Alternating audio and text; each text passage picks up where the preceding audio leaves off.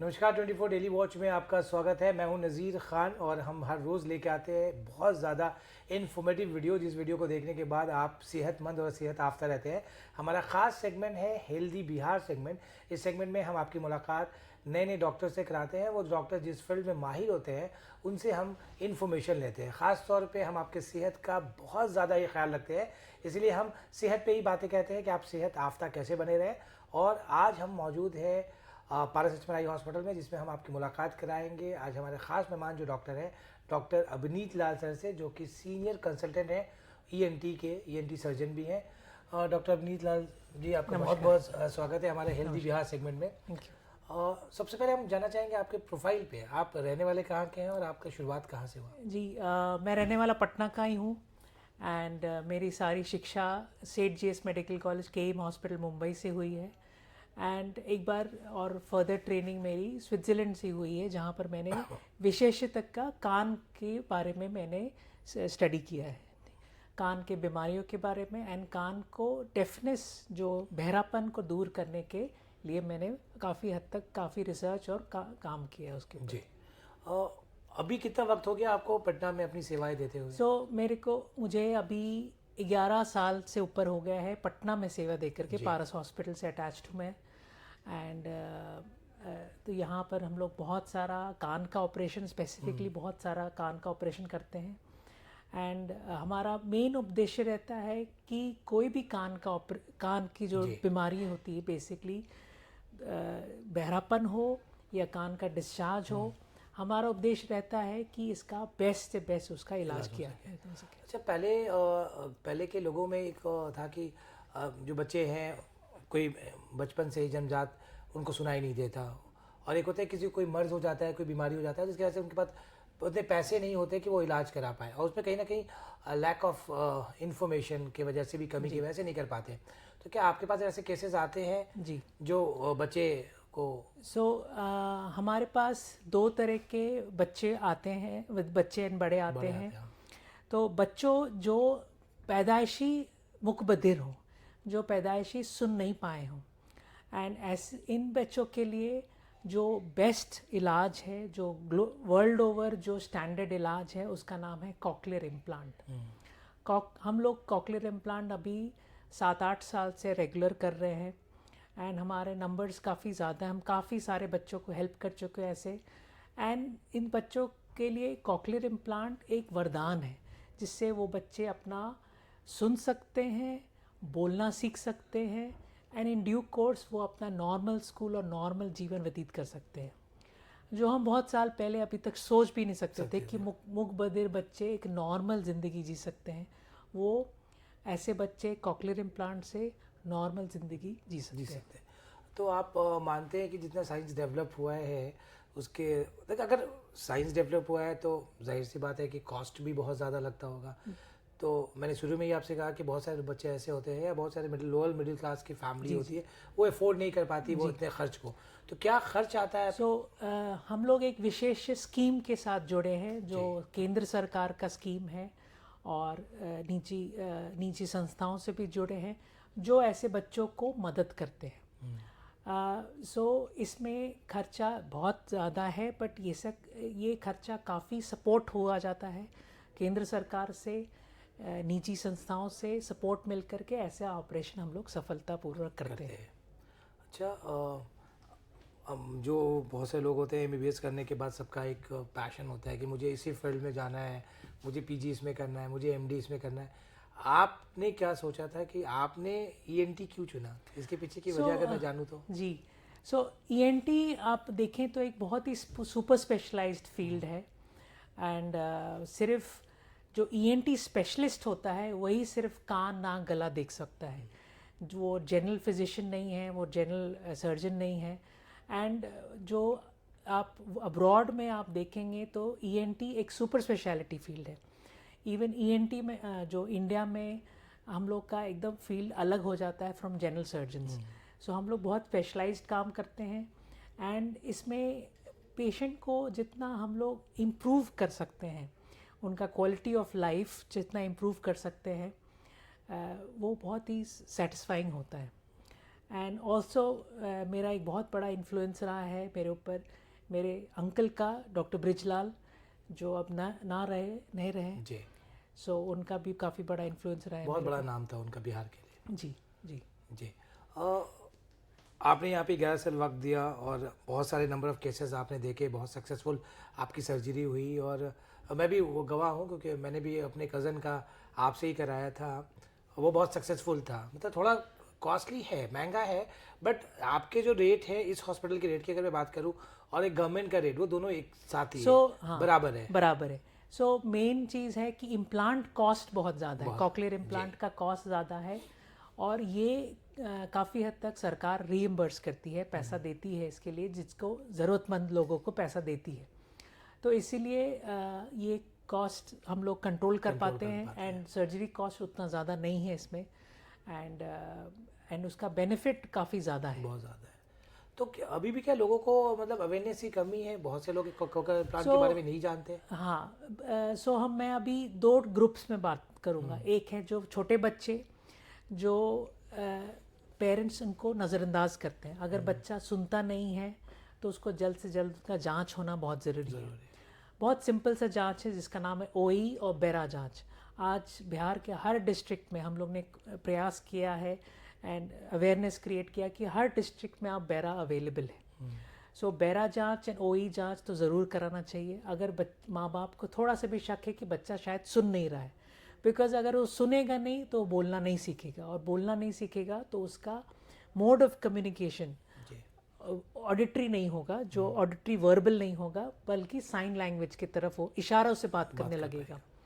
तो इसीलिए अगर आप चाहते हैं कि आपके बच्चे नॉर्मल लाइफ जिए, सबकी तरह नौकरी का, व्यवसाय का उसको उनको अपॉर्चुनिटी मिले, तो उनको इलाज कराना बहुत ज़रूरी है। और कॉकलियर इम्प्लांट एक बहुत अच्छा इलाज है, और उसके पहले हम लोग सारा टेस्ट करते हैं कि जैसे CT scan, MRI, hearing aid देते हैं। इससे हमें पता चलता है कि कॉकलियर इम्प्लांट सक्सेसफुल रहेगा कि नहीं।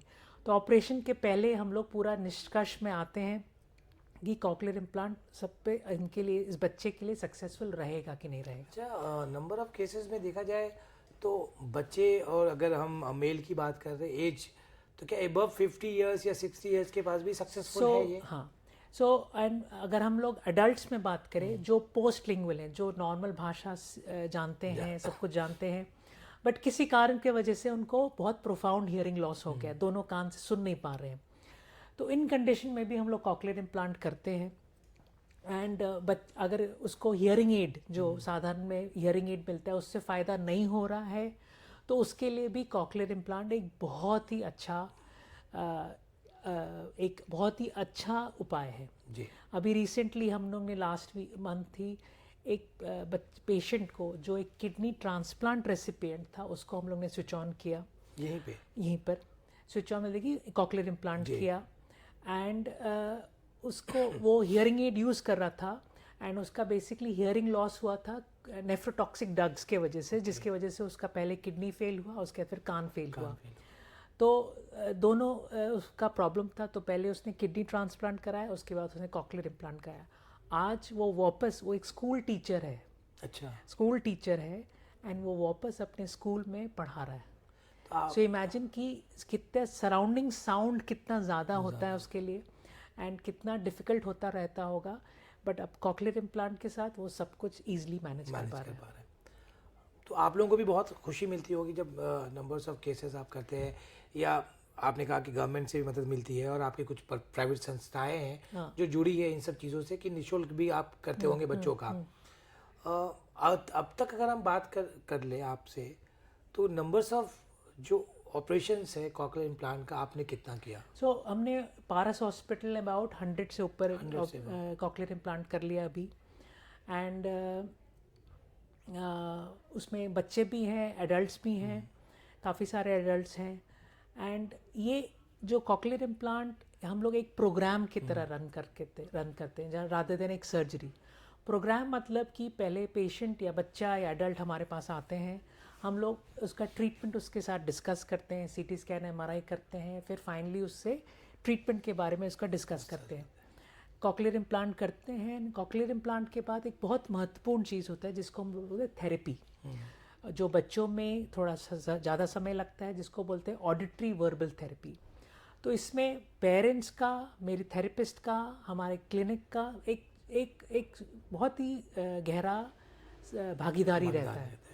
एंड इस भागीदारी से ही हम लोग अच्छा रिजल्ट दे पाते हैं। जी। सो हम लोग हमेशा पेरेंट्स को मोटिवेटेड रखते हैं। पेरेंट्स का भागीदारी बहुत ज़रूरी है, बिकॉज आफ्टर ऑल बच्चा बोलना घर पे सीखता है। अगर माँ बाप इंटरेस्ट नहीं लेंगे तो वो उसका रिजल्ट नहीं आएगा। अच्छा, आजकल नंबर ऑफ केसेस देखते हैं छोटे बच्चों में कि माँ बाप भी वर्किंग हैं, पेरेंट्स जो हैं हस्बैंड वाइफ दोनों काम करते हैं, घर में मेड के सारे बच्चों को छोड़ देते हैं, न्यूक्लियर फैमिली का कंसेप्ट है, तो बच्चे भी बहुत लेट से सारी चीज़ों को वो अडॉप्ट कर पाते हैं या बोलना है या वो करते हैं, उसके बारे में क्या कहेंगे?